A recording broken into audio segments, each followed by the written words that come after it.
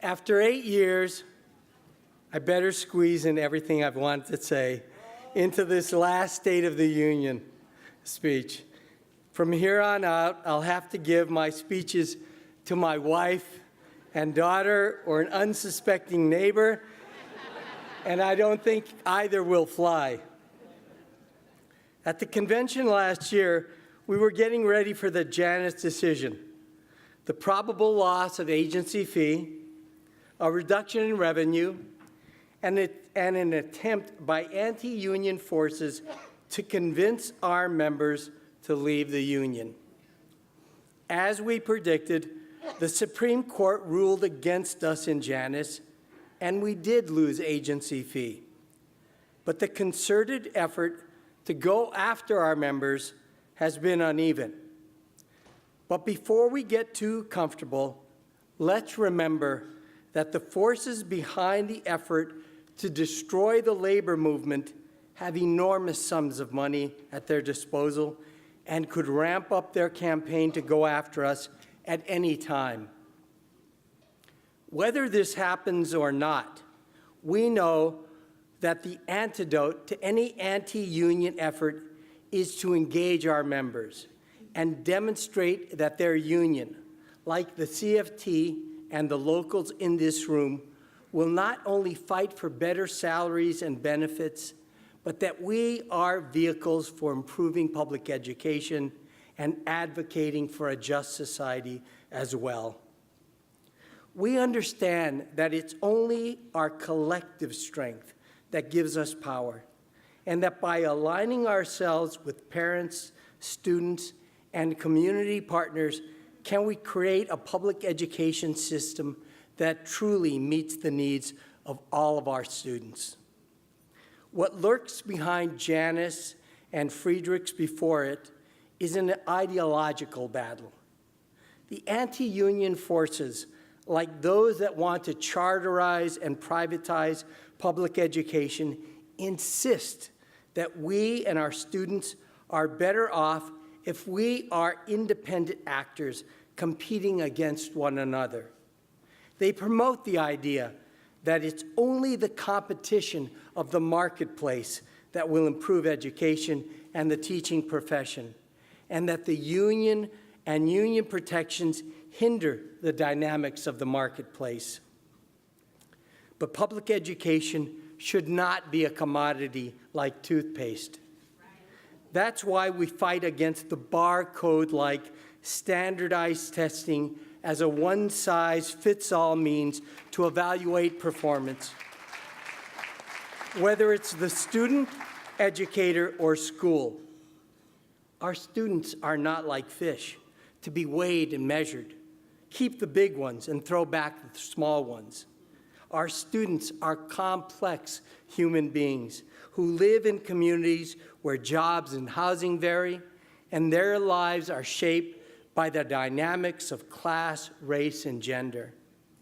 We know that all students should have art and music, and that we should devote resources to special needs students.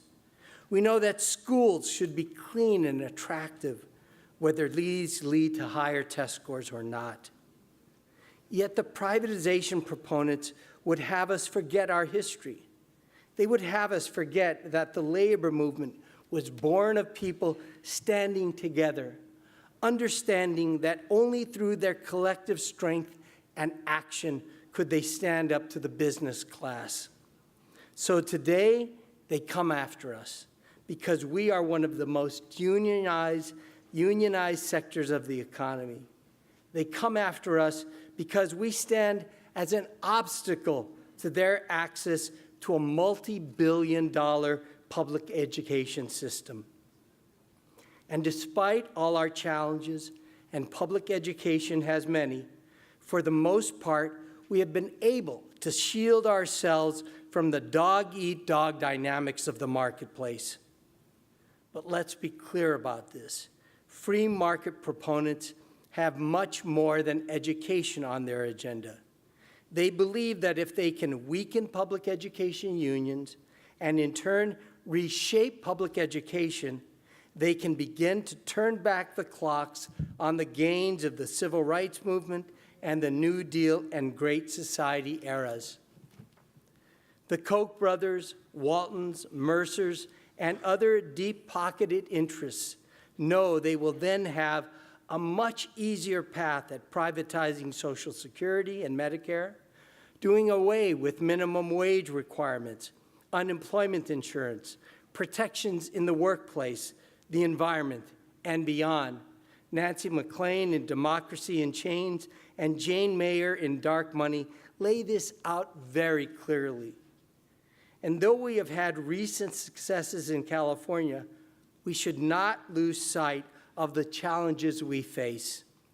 As funding fails to keep up with the needs of our schools and our students, as classes bulge at K-12 level, as districts eliminate art and music and narrow the curriculum, as counseling loads balloon, it's no wonder that parents turn to the neighborhood charter schools. These schools can often provide safe campuses, enrichment programs in attractive settings. That's why it's essential that while we make our critique of the privatizers and corporate charter school forces, we must at the same time fight for the schools our students deserve. We must be for something, not just against charters.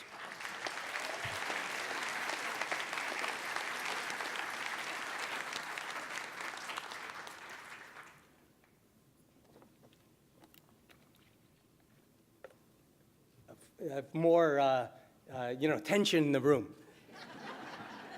Of course, once in the charter school, parents will have limited to no say.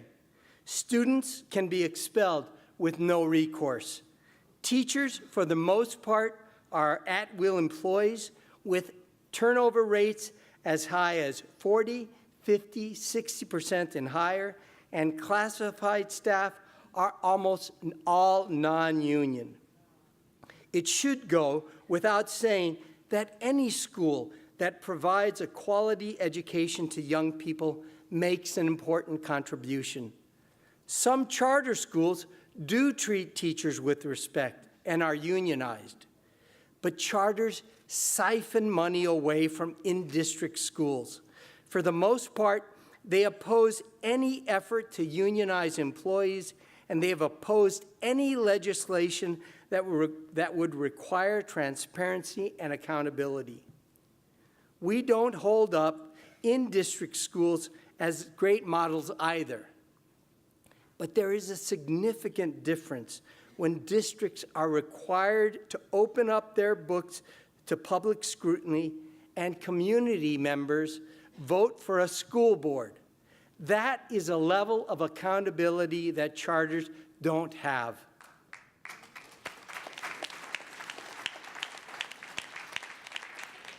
Further, the big donors of charter schools promote the notion of an atomized educational structure. They reinforce the ideology of the marketplace. Look out for number one, because you are on your own. Yet without a movement that raises the broader questions of government spending, the nature of public education, the underlying causes of racism and sexism, and the disparity between rich and everyone else, we have struggled to contain the charter school movement.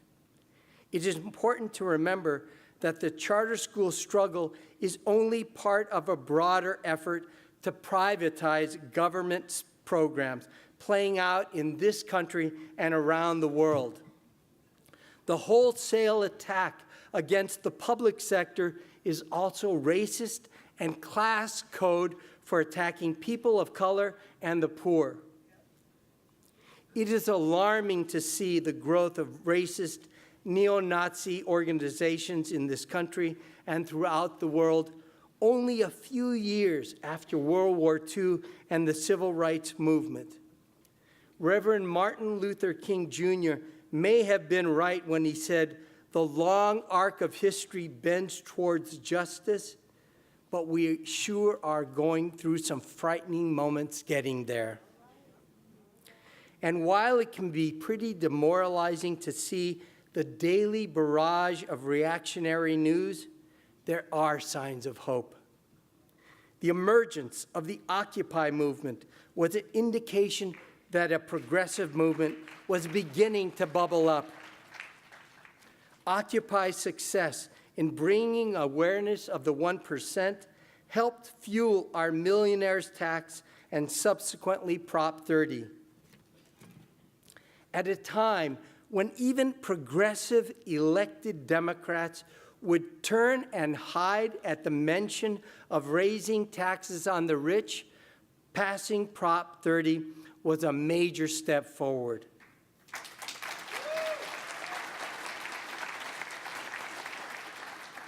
Prop 30 and the follow-up initiative, Prop 55, are nearly a 20-year commitment to increase taxes on the wealthy and raising an additional $6 billion a year. If I told you only a few years ago that this was possible, you would have thought I was crazy. But this wasn't the only indication that something was beginning to change. Our locals have had success passing bond and tax measures, electing school board members, and stopping the expansion of charter schools. A shift was beginning to take place. The Morgan Hill Federation of Teachers mobilized their community to successfully oppose rocket ship charter. For years, the Jefferson Elementary Teachers Union has done an amazing job building ties to parents. And the ABC Federation of Teachers, through their work with the district, has led the effort to provide an alternative narrative to that of a dysfunctional public education system. And I could go on and on about the locals in this room. But this is not just a K-12 phenomenon.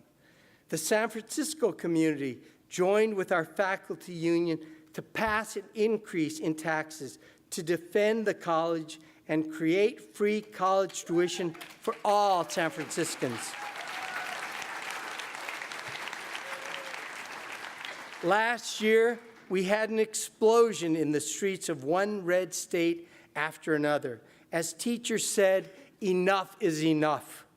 We need more funding for education, and we're not going to work until we get assurances that something's going to change. The entire education community was energized by these strikes because our sisters and brothers were mobilizing, and that whether you're in West Virginia, Illinois, or California, they spoke for us. Now, we are seeing a continuation of that upsurge in West Virginia again, Denver, and throughout California.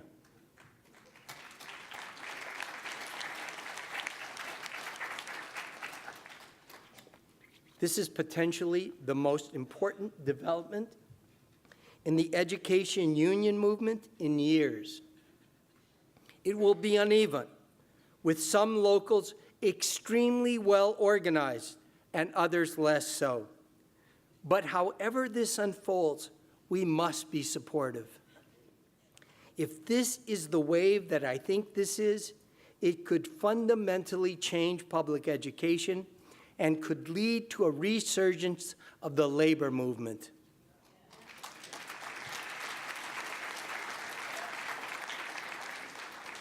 In California, the election of Tony Thurmond as superintendent of public instruction and Tom Torlakson before him have been part of the electoral resistance to the corporate charter school agenda. When you consider that Superintendent Thurmond was elected despite being outspent by charter school money almost 3-to-1, not only was this a huge victory, but it was a dagger in the heart of those wealthy individuals that think that just because they can write big checks, they can control public education.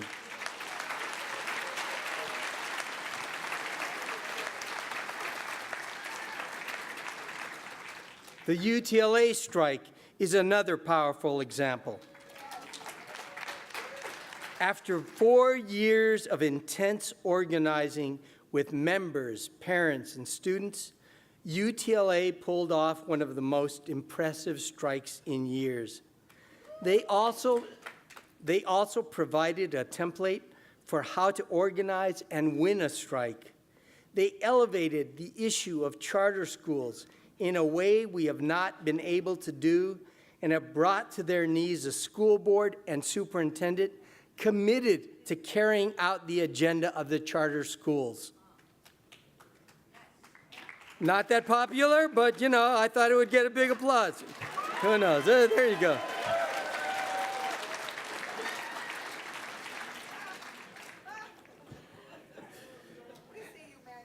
There you go.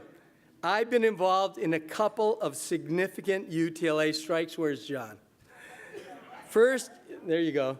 First in 1970 as a high school student, and then in 1989 as a teacher and strike leader. Both were powerful, important strikes, but I've never seen anything like the strike of a few weeks ago.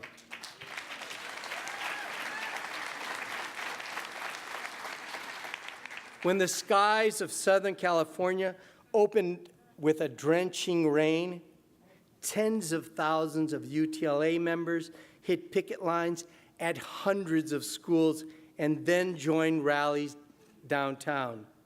UTLA members, elected union leaders, and staff have clearly set the standard for organizing and carrying out a strike. But it's important to recognize the union members from across California and the nation who stood in solidarity with UTLA. The affiliates also played important behind-the-scenes roles assisting in the strike. Besides the very significant gains of the strike itself, including adding 300 nurses, 80 librarians, reducing counseling loads and class size, getting a 6% two-year salary increase, and eliminating a provision of the contract that allows the district to unilaterally increase class size when they deem there to be a fiscal emergency, UTLA was able to highlight the impact of charter schools and the need for funding, particularly the Schools and Communities First initiative. Following the strike, a formerly pro-charter LAUSD school board voted to seek an 8 to 10 month moratorium on charter schools in Sacramento. Unbelievable. I think it's fair to say that the series of bills that have been introduced in Sacramento calling for a cap, a moratorium, and more transparency and accountability of charters would not have happened without a powerful strike to drive these forward. And as you know already, Governor Newsom has signed one bill. We think we need to get involved, and it's just not good enough to put those bills before the governor. We're going to have to push hard. And so on your seats are cards right now that we want you to fill out to get involved in this struggle and turn those cards in. We will be collecting those cards. We will then contact you. And we want you to come up for the April 10th rally, but we'll contact you. There's also a piece of legislation that would increase the base funding for K-12. That's also incredibly significant. Oh, okay. Got it.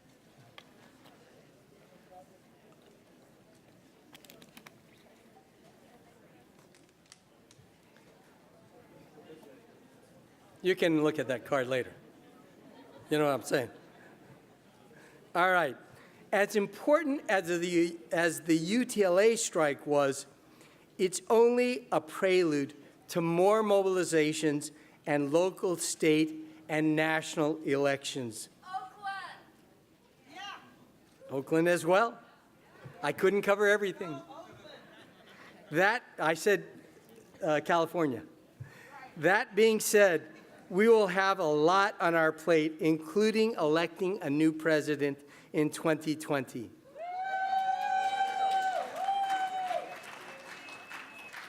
But we must also pass the Schools and Communities First initiative, which will raise at least $11 billion a year, and finally reform Prop 13.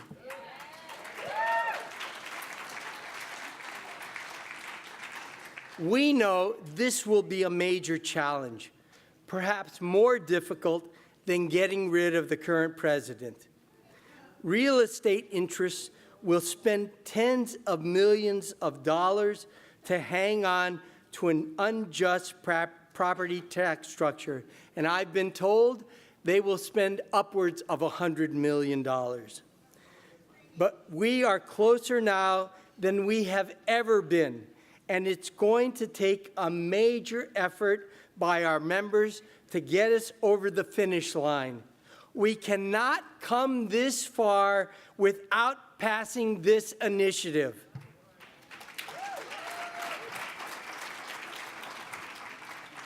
Just recently, the CTA and the SEIU State Council endorsed the initiative, and I believe other unions will come on board as well. Having said that, it's important to note that the CFT is the only statewide union to have supported the initiative from the beginning. We never wavered.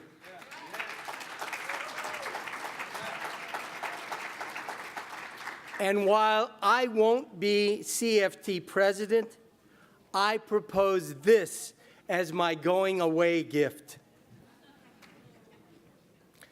Also, thought that would draw a pretty good laugh, but you know, you never know. You never know till you test it. Yeah. While I won't be CFT president, I propose this as my going away gift. There you go. You know? And based on that, I'm going to read the whole speech again at the end, just so that you get all the funny parts. As we get ready for the coming challenges, I want to reflect on what we've accomplished in the past decade, what we've accomplished together. Beginning, and I think he's in here somewhere, beginning with the Majority Budget Act led by then CFT President Marty Hittleman. When much of labor felt this was wishful thinking, Marty persevered, and now Republicans can no longer hold worker rights, environmental protections, and other progressive legislation and budget items hostage just to adopt a budget.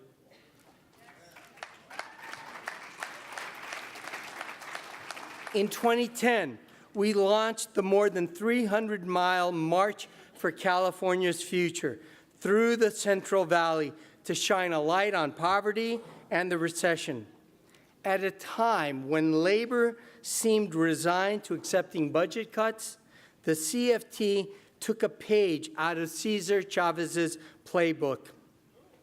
And I want to recognize, I think there's only one, I want to recognize anybody in this crowd who marched the entire distance. Please stand up. Jim Miller. Stay standing, Jim. Stay standing.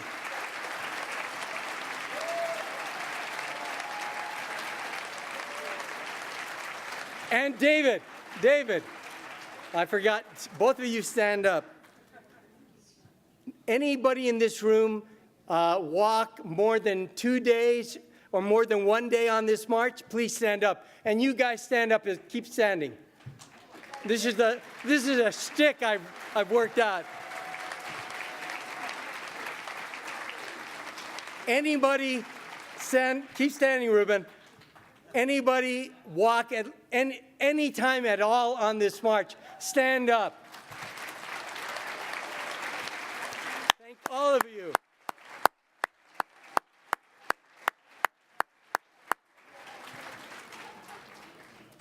Our effort with community partners on the millionaire's tax and then Prop 30 have set the standard for progressive tax measures throughout the country and showed that you can be a quote-unquote a little backwater union, as the LA Times referred to us, and still make a difference.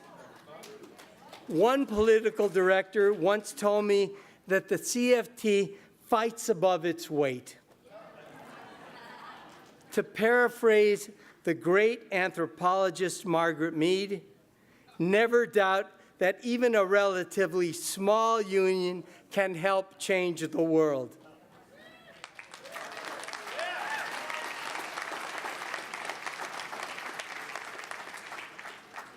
The fight to keep open City College of San Francisco by assisting our San Francisco Faculty Union was extremely important. Our collective efforts with the AFT forced the ACCJC president, Barbara Bino, and much of their board to resign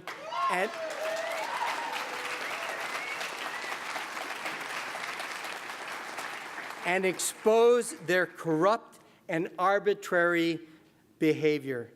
After years of litigation, organizing in the streets, and relentless advocacy in Sacramento and Washington, D.C., we were successful in keeping City College open and changing the way the accrediting agency operates.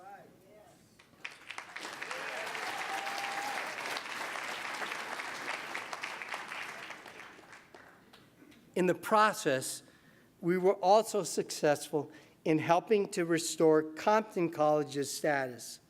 Compton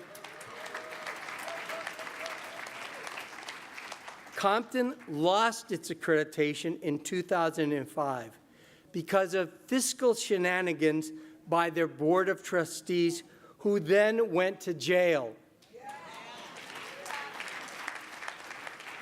And even though the faculty and staff did nothing wrong, their accreditation was not going to be restored until 2025. In the last few years, we have devoted considerable time, energy, and resources to preparing for the Friedrichs and Janet's decisions. I'm going to do it. I'm going to do this whole speech.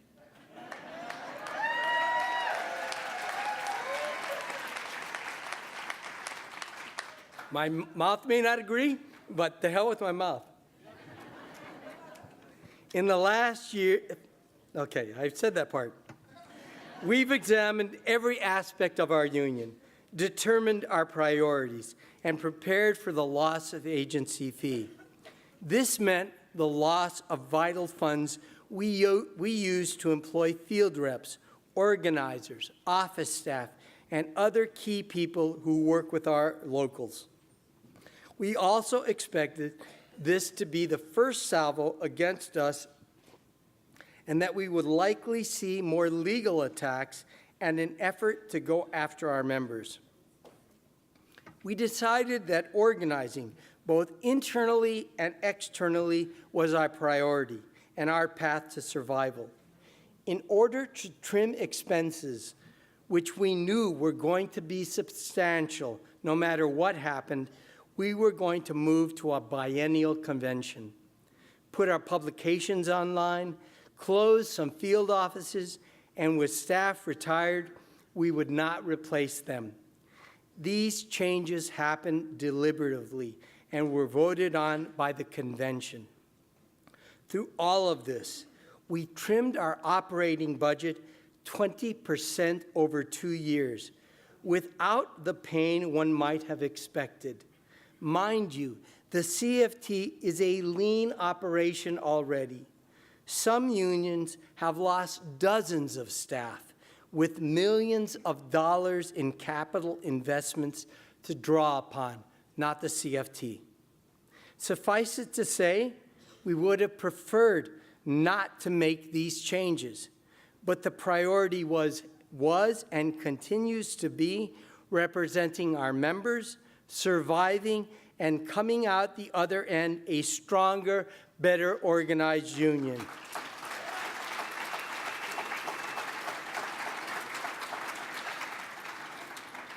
Over the last 8 years, we have seen the relationship between the CFT and the AFT improve significantly. I currently sit on the AFT Executive Council, the body that helps guide the organization. Most recently, we've been part of a group of state feds and locals with UTLA that have been instrumental in making investment in education a national campaign. The Millionaire's Tax, Props 30 and 55, the Tony Thurmond election, and the effort to keep City College of San Francisco open are only a few of the examples for which we received considerable support from the AFT. Of course, we have had our differences with the AFT, as we did with the early endorsement of Hillary Clinton. We voiced those differences, and subsequently, I believe, we have played an important role in influencing our national union. Ultimately, an improved relationship with the AFT is important, and I feel confident that this will continue. The CFT and our locals are also well respected in the labor movement. The willingness of CFT members to be active in their central labor councils and to be involved in the struggles of labor has strengthened our ties to other working women and men and their unions. Again, we have a reputation for being on the progressive end of the spectrum. And whether it's environmental justice, tax policy, single payer, or the need for direct action, we have voiced those views.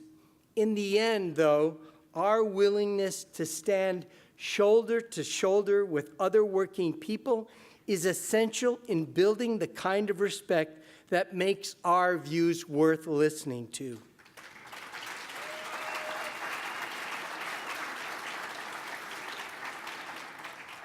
I'm particularly proud of the relationship we have built with other community partners. We approach them without the assumption that because we are the big dog, we are able to bring to a, we approach them without the assumption that we are the big dog simply because we are able to bring dollars to a campaign. We understand that in labor community coalitions, Lynn, we understand that in labor, community has become a difficult word for me.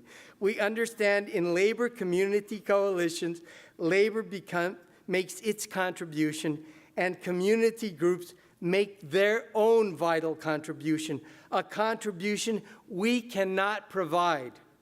Over the last few years, we have become a respected partner in a number of coalitions. I believe this must continue to be a priority.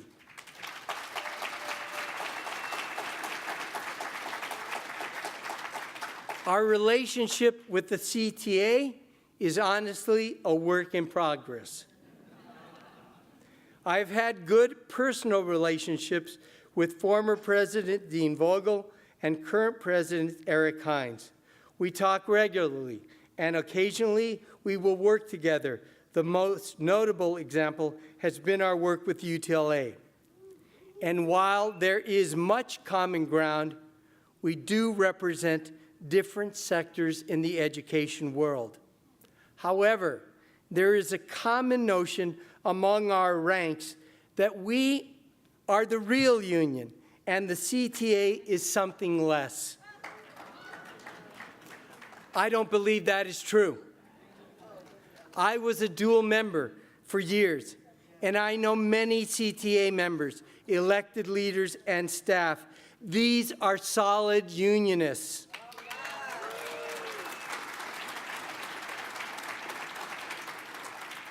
I believe a strong working relationship with the CTA is vital for public education, and I feel confident that it will continue to improve. That being said, let's be clear. There is already a CTA. The role of the CFT is not to mimic the CTA. We are more daring and willing to take chances. And if that is not our mission, we lose any reason for existing.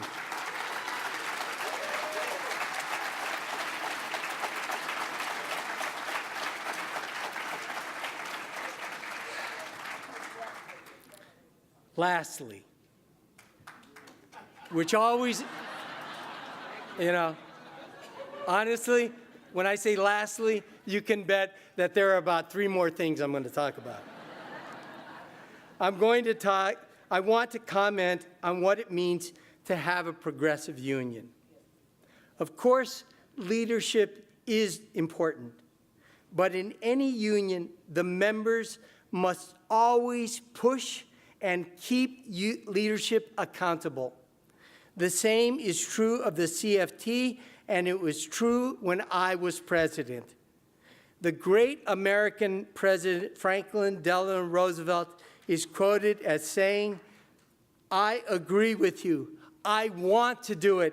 Now make me do it."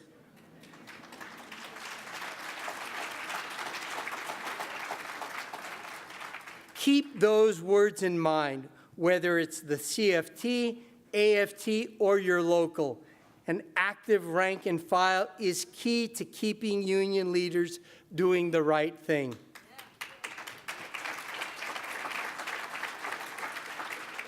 Finally, let me say that being the CFT president has been the honor of a lifetime.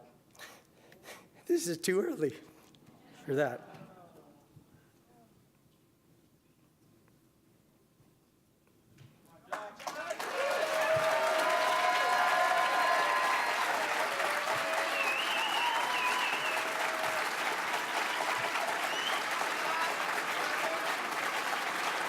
All right, get it together, man.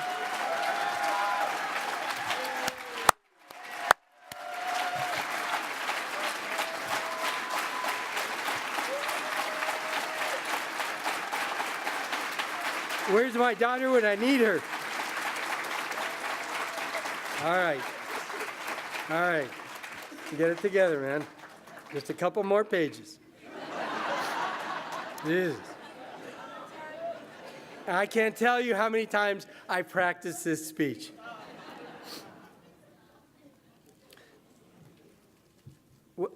Finally, let me say that being the CFT president has been the honor of a lifetime. When I began teaching high school ESL and then history at Manual Arts High School, more than 30 years ago, not only was this not on my radar, I don't think I understood that such a position even existed. And while I may not known about CFT president, I knew about unionism, having been a member of 2 unions. First, when I was a floor boy at a bottle making factory, and then as a carpet shampooer in a hotel. Yeah.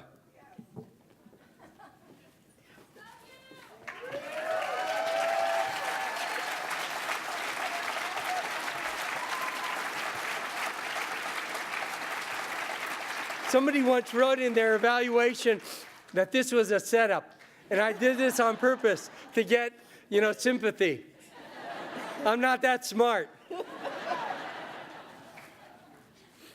I also knew that education unions had enormous potential, that we had to link up with parents, students, and the community to realize that potential. It was at that point in 1985 that my buddy Joel Jordan and I revived the School Community Relations Committee of UTLA. I take some measure of satisfaction in knowing that the idea of building a labor-community partnership has become part of the ethos of CFT, UTLA, and UTLA. Jesus. AFT. It's important to read what's on the paper. All right. As I reflect on these past many years, I am also honored to have served on the executive councils of the LA County Federation of Labor, the State Fed, and the AFT.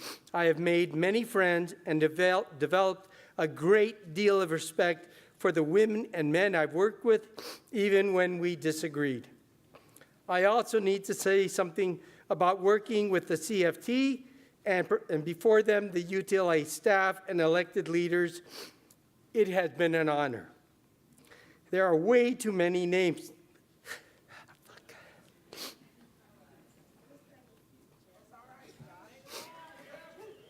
Yeah. If I were sitting out there and I was doing this right before lunch, I would say, get over it, man.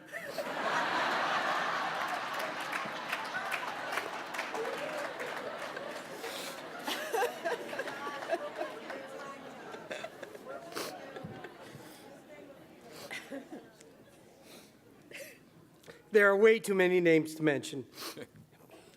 But I will particularly miss the folks at the back.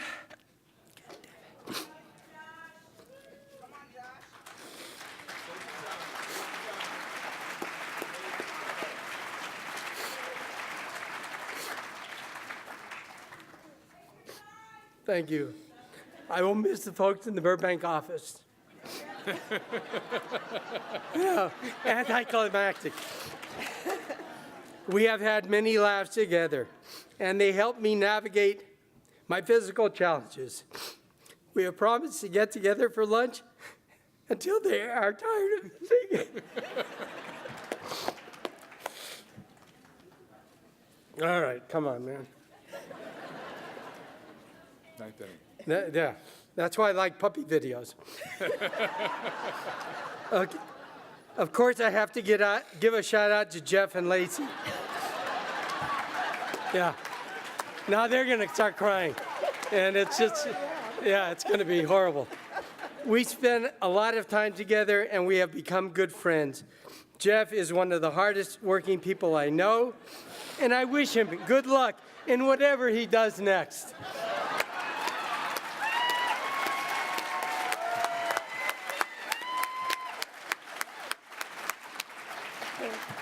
Lacey,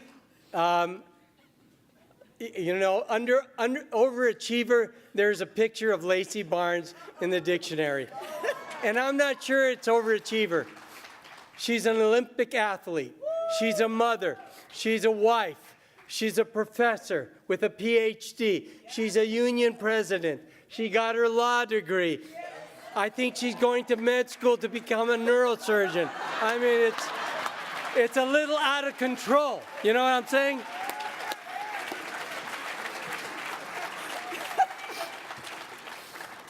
But those of us who have had the privilege of working in public education can find no greater honor than to work with young people. That was brought home to me during the UTLA strike when I picketed at Manual Arts High School, where I worked for many years, and Lupe Bermudez, the young woman who was the school's union rep, reminded me I had been her history teacher. When Jeff and I caught a bus to a rally in downtown LA, later that first day, this young man who was now a teacher called out to me and told me I had been his teacher. It's not quite the same as the pride you have in your own child's accomplishments, but it's pretty darn close.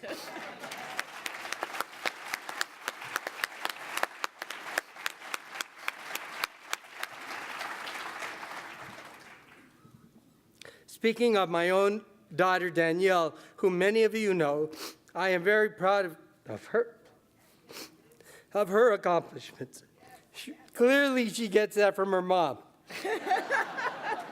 Like many of us in the room, having your child, though, grow up in the labor movement is something to be cherished.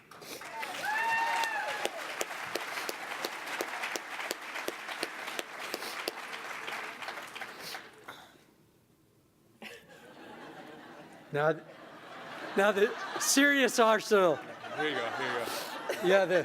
Yeah. Let me blow my nose on the table. But now it's time to take a rest. I've been involved in the labor movement for more than 35 years, and it's enough for the time being. I look forward to spending time watching Danny playing softball and discussing her classes with her, spending time with my wife and partner, Lynn,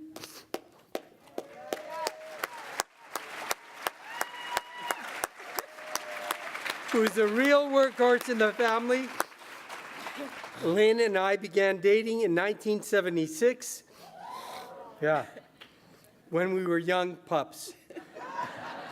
I also want to get some exercise, nap with my dog Roni, garden, and try and write. Thank you for this honor, and keep up the struggle.